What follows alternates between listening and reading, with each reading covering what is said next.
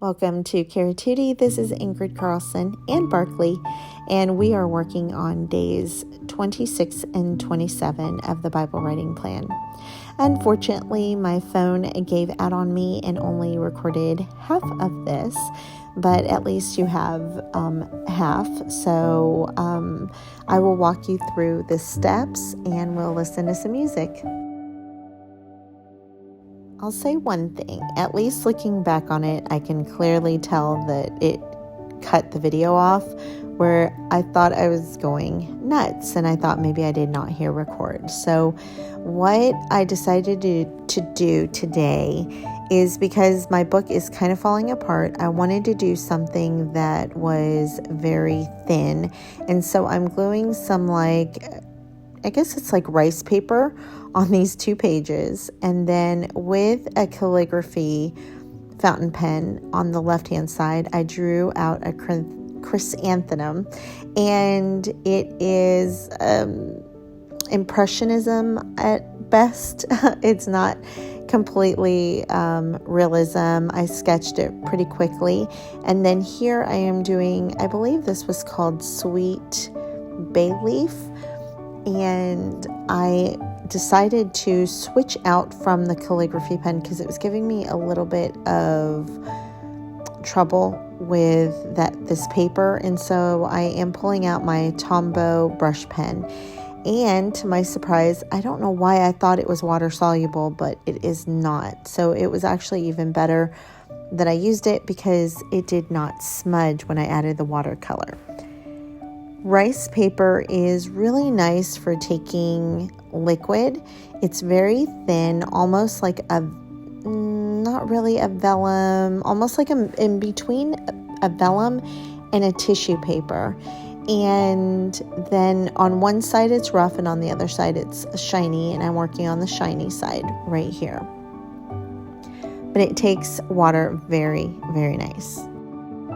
I wanted my lines to be sketchy and I want my watercolor to reflect that. So I am being cognizant of kind of staying outside of the lines. And so I want it to be more messy. I want there not to be so much perfectionism at all. And because of the nature of the paper, the watercolor doesn't really blend necessarily, but you can layer it on top of each other.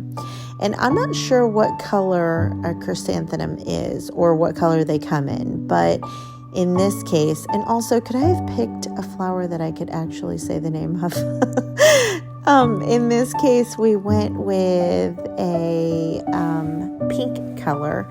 In the book that I was using as a subject, I believe it was yellow, but I did not want to do yellow. I'm starting off with these little berries, and I'm not really sure what they are, but they kind of look like olives, and mine are going to look, I think at the end they'll look more like blueberries because I used more blue base. I could have darkened it up a little bit, but I really like the way that they came out. If you've watched me do watercolors before, then you've seen that I really like to use deep blues. It's probably one of my favorite colors. Something that I like to do when I'm painting, whether it be with acrylics or with watercolors, is I like to add the base of the color to the next color. So what I mean by that is, while I was working with the blues first, then the green I created, I used a little bit of that blue. I think that's called using the mother color, and then your colors become more cohesive. And I'm going to go ahead and let you just finish watching the watercoloring. I thank you so much for joining me, and I look forward to seeing you tomorrow. Don't forget to check my Pinterest board where I will have pins for most of the videos. I'm trying to upload them. That way you can pin them on your board and have them for later, as well as Instagram where I have more tutorials and stuff. And I will see you tomorrow.